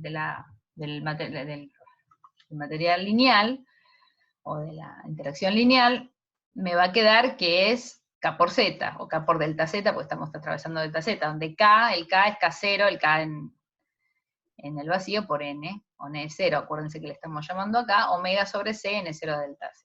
Esto sería la fase de un material sin interacción. Fíjese qué distinta que es, porque esto depende de U cuadrado acá. Muy distinta. Esto es una cosa constante y delta Z. Si multiplico por L, será lo que sea, digamos, pero esto es una fase que me lo pone simplemente la trayectoria, y esto es una fase que me lo pone también la intensidad. Entonces el corrimiento de fase total va a ser delta phi omega sobre c, que lo saco afuera, n0 más 3 sobre 2n psi 3 u cuadrado por delta z. ¿Está bien? Bueno, esto lo vamos a dejar así, pero vamos a ver más adelante, un poquito más adelante, ya en la última parte de la clase, cómo afecta esto al frente de onda. Pero claramente, cuando el frente de ondas llega y me atraviesa un material, una cantidad delta z, su fase va a depender de la intensidad. Una cosa medio loca. Esto es lo que se llama la automodulación de fase. Vamos a ver de nuevo, les digo, qué es lo que produce después. Pero antes de ver eso, vamos a pasar a la modulación cruzada, aquella en la que tengo además un campo omega 2. Si se acuerdan de todo lo que venimos haciendo y cómo queda esto, la polarización en este caso va a ser 3, epsilon 0, si 3, de nuevo que son 3, voy a tener una parte que proviene de omega 1 menos omega 1, omega 1, y otra parte que proviene de omega 1, omega 2 menos omega 2. Es esta que está acá, como tiene una multiplicidad 6 en vez de 3, me da un 2 acá, multiplicado por el campo 1, es la IK1Z. De nuevo, esto está phase matching perfecto. Bueno, entonces si acá hago con esta fuente de polarización, voy a la ecuación de onda, me quedan ecuaciones acopladas de este tipo que están acá, para el campo 1 y el campo 2, las amplitudes, ¿no? Los módulos. Estas dos cosas. Bueno, voy a repetir las condiciones. Estamos en un experimento en el que entramos con un haz omega 1, voy a mirar la polarización en omega 1, pero vengo también con un haz potente de bombeo, omega 2. Esa es la situación.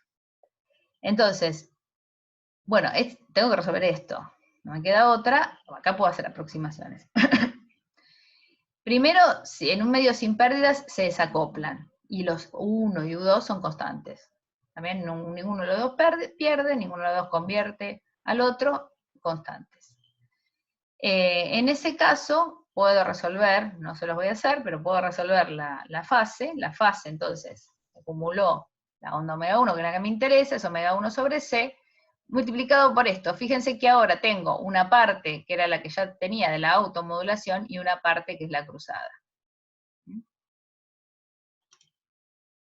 Bien, entonces, esto es lo que acumula, la fase que acumula al atravesar un delta Z de este material, que tiene Chi3, cuando tengo un proceso de modulación cruzada, o sea, con un haz extra al que yo quiero. ¿Está? Entonces voy a volver acá, esta es la fase que tengo por automodulación de fase, y esta es la que tengo por modulación cruzada, incluyendo la automodulación de fase.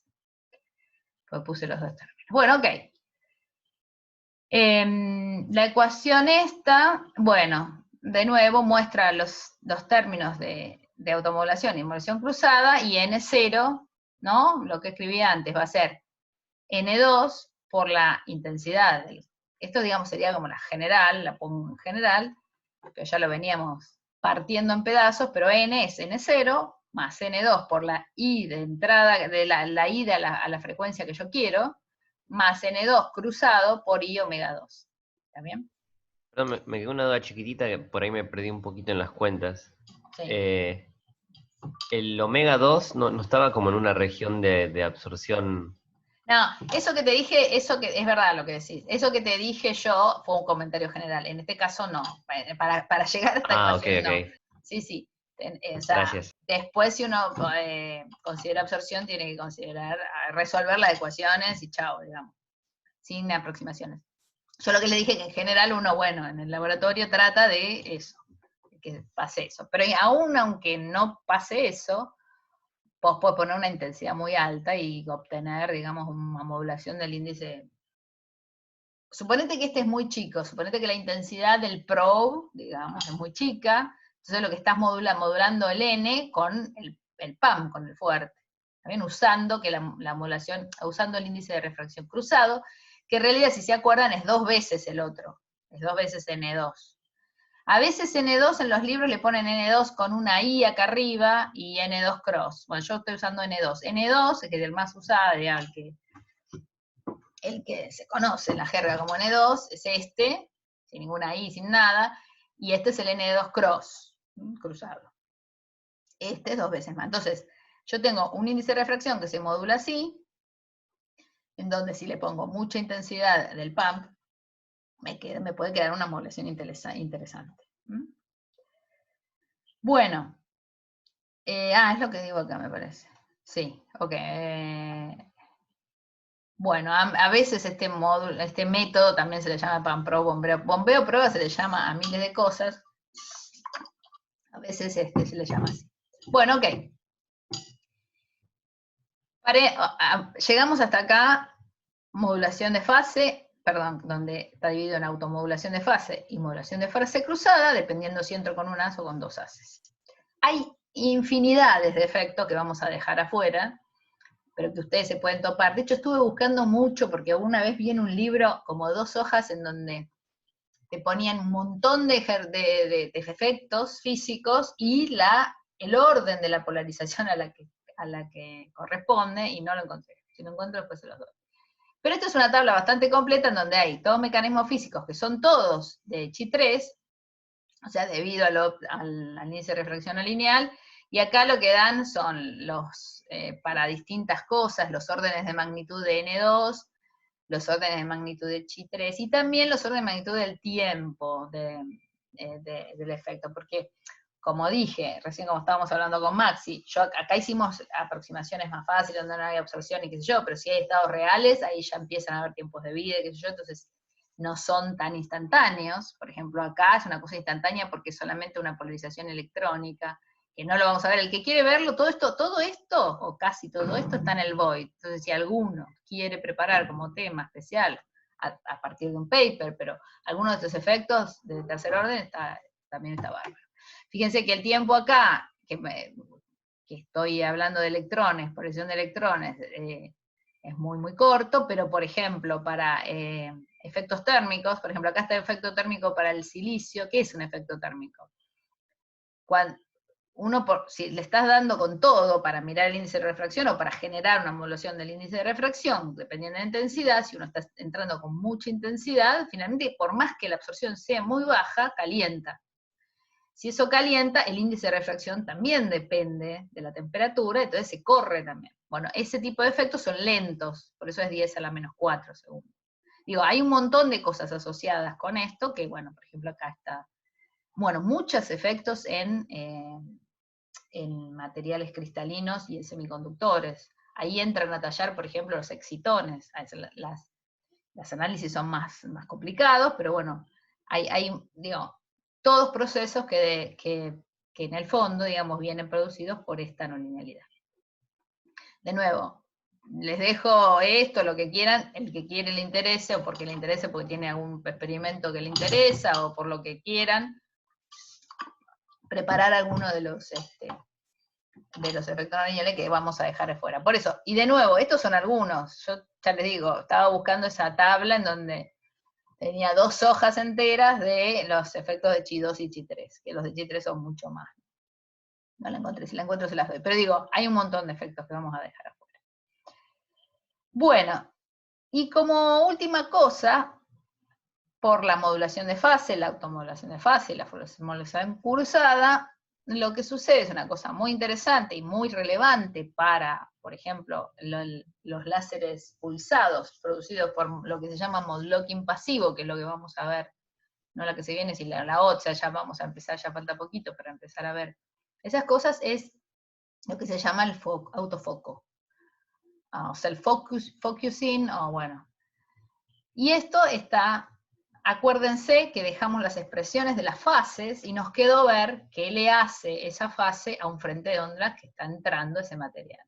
Eso es lo que vamos a ver ahora. Y la respuesta está acá, y es que se enfoca o diverge, dependiendo del signo de N2. Ahora lo vamos a hacer, pero bueno.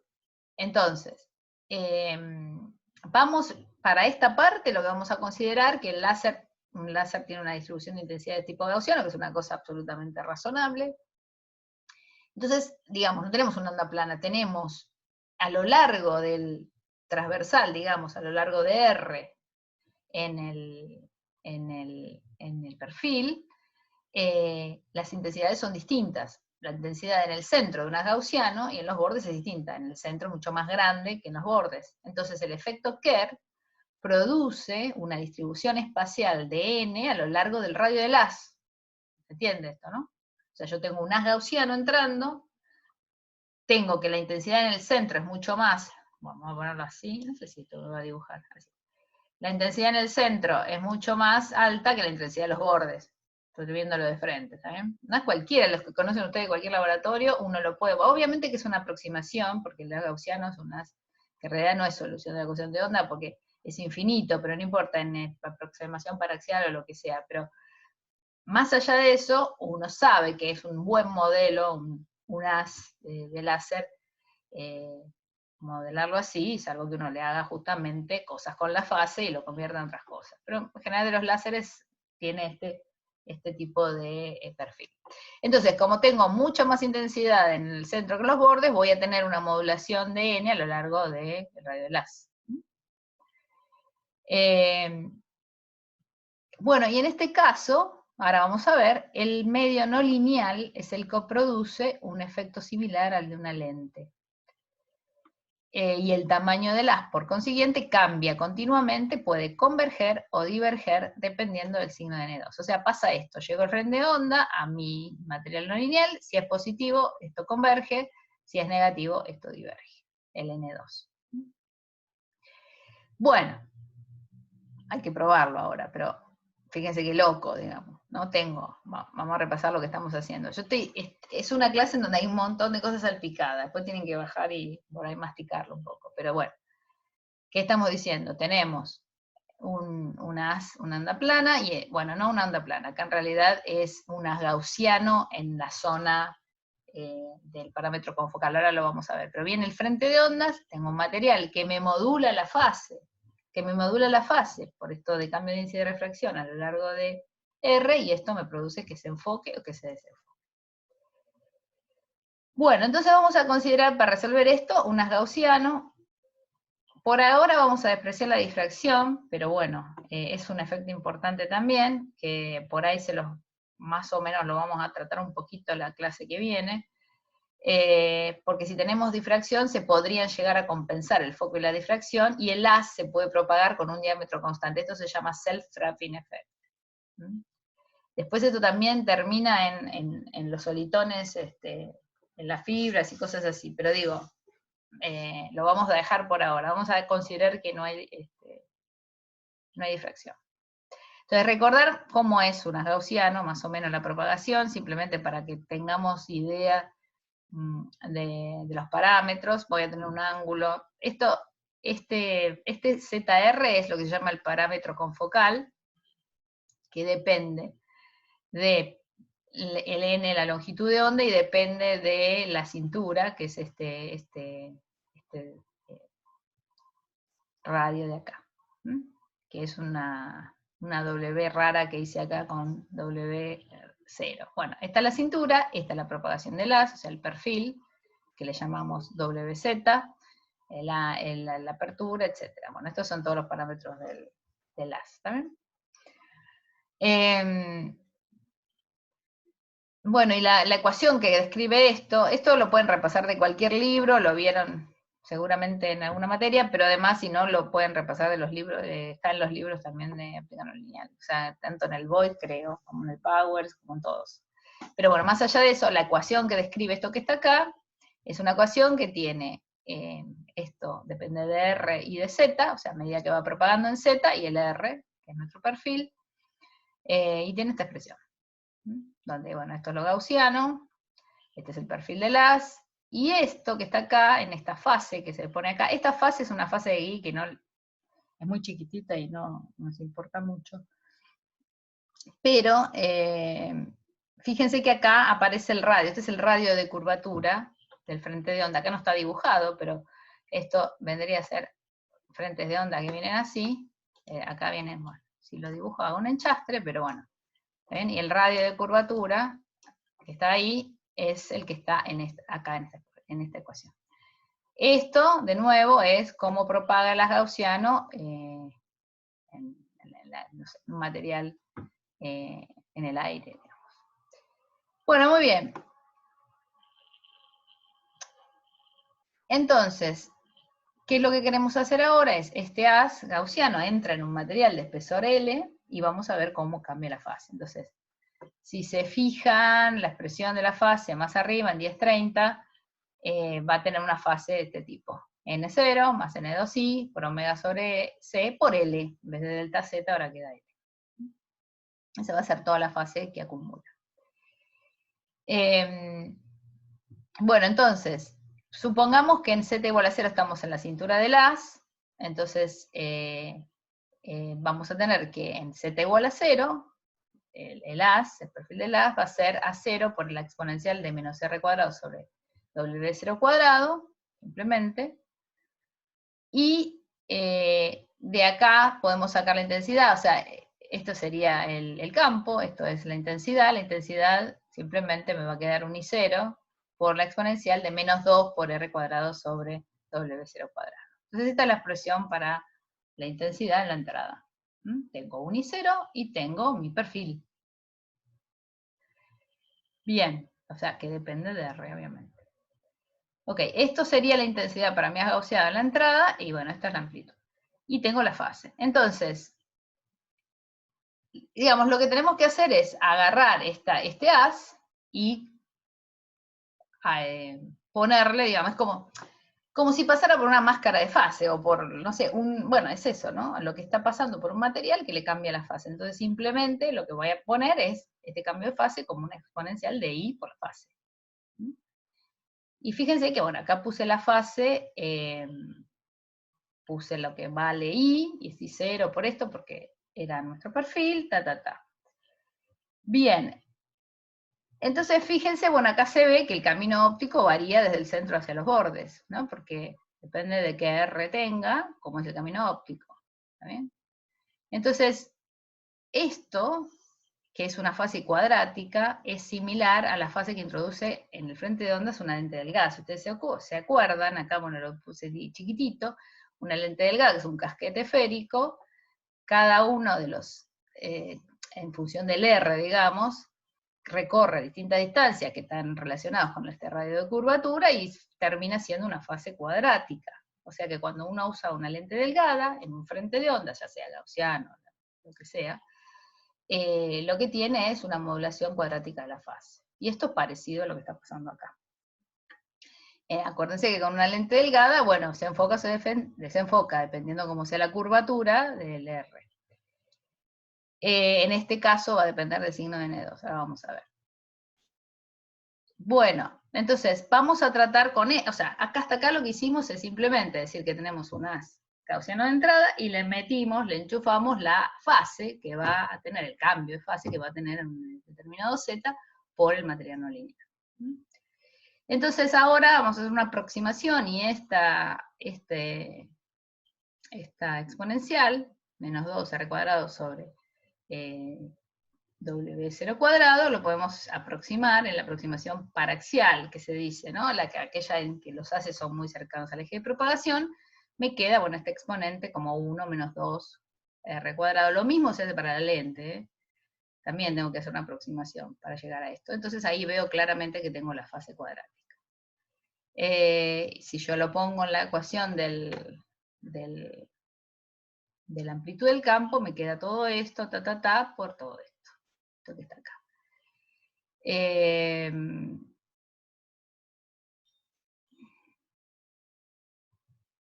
Espero que no me haya olvidado nada.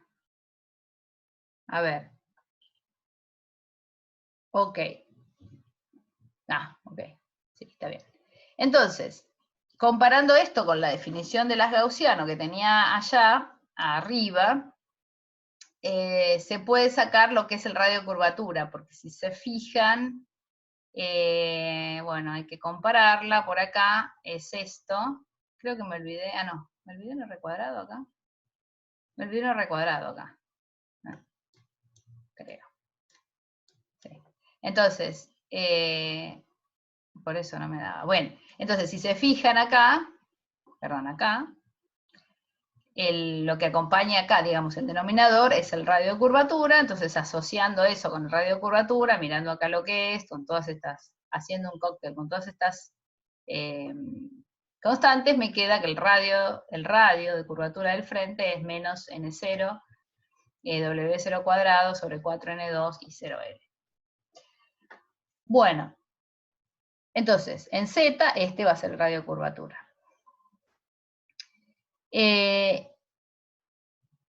Ahí, bueno, fíjense que por supuesto depende de N2 y de I, de la entrada. Entonces, vamos a hacer una especie de pase de magia, pero más o menos creo que me van a entender. Esto lo podemos asimilar de alguna manera a la distancia focal si las intensidades no son muy altas. Si las intensidades son muy altas, esto va a enfocar muy así, y no vamos a poder, pero si las intensidades son más o menos no muy altas, entonces enfoca en una distancia bastante más grande que el parámetro confocal, digamos, el R y el Z en ese caso son parecidos, en ese caso, entonces podemos asimilar esto, este R que es este Z, más o menos a la distancia focal. Entonces este R, que sale de identificar el R en la ecuación del gaussiano, lo asimilo a la distancia focal, bajo esta aproximación. Para tener una idea es esto, básicamente. Si después se enfoca mucho más fuerte, no puedo hacer esta aproximación y tengo que hacer la cuenta bien.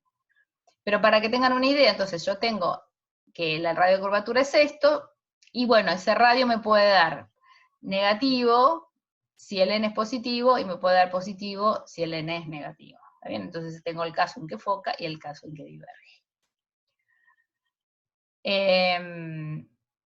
Bueno, esto hasta acá. ¿Hasta acá se entendió más o menos? A ver, yo creo que lo podemos repasar rápidamente. Tenemos un haz gaussiano entrando en un material, que tiene un barrido de n a lo largo de su perfil, a lo largo de R. Entonces, esto simplemente es como se escribe el haz gaussiano, y tenemos nuestra fase, se la metemos como fase luego de haber atravesado el material hasta Z, y haciendo una aproximación nos queda una fase cuadrática. ¿Está bien? Y acá me comí un R cuadrado, identifico el radio de curvatura. ¿Está bien? Eso simplemente. Después el radio de curvatura lo asimilo de alguna manera a la distancia focal para tener una idea. ¿Por qué? Porque con este número, sabiendo los números de entrada, yo puedo manejar más o menos dónde lo enfoco. Yo quiero decir, bueno, el que hace el experimento, con la intensidad de entrada, por ejemplo. Entonces, y además, esto lo que me dice es que con la intensidad de entrada va cambiando ese radio. Después vamos a ver si en algún problema hacemos cuánto me da esto.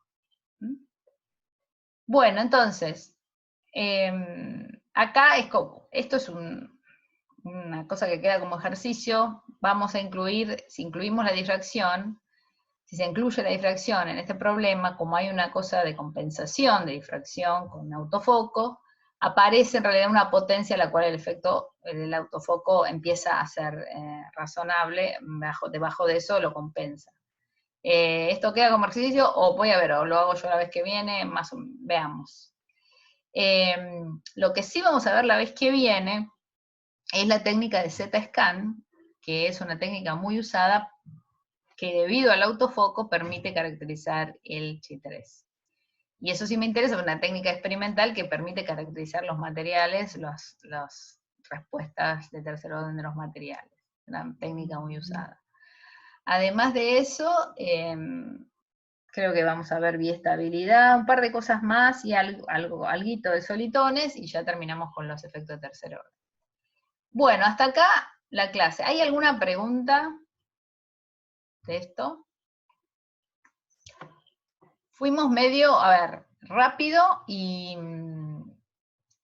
mezclando cosas, porque el tema ya en sí se puede, digamos, derivar en un montón de dendritas, pero un poco quería que tuvieran un pantallazo general del tema, ¿tá? Donde podemos tener efectos que no podíamos tener en procesos de segundo orden y que dan lugar a un montón de cuestiones, dependiendo de cómo uno haga el experimento, que traducido dependiendo, bueno, de las aproximaciones y las cosas que uno ponga en el problema. Pero bueno, este tema de autofoco es muy relevante, automodulación de fase es muy relevante también para propagación en fibras, todos estos efectos son todos efectos de tercer orden. Y la absorción de 2 fotones, cosa que uno en principio, digo, no, si ustedes al principio de la materia le daban, digamos, para elegir, y bueno, no sé si elegían que es un proceso de tercer orden, bueno, es un proceso de tercer orden.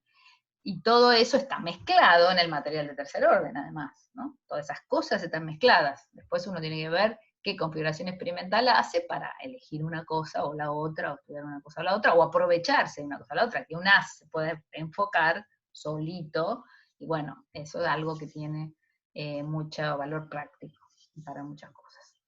Bueno, acá vamos a parar, no sé si hay una pregunta más, los dejé medio mudo porque es medio nuevo y largo, pero no sé si tiene alguna pregunta más.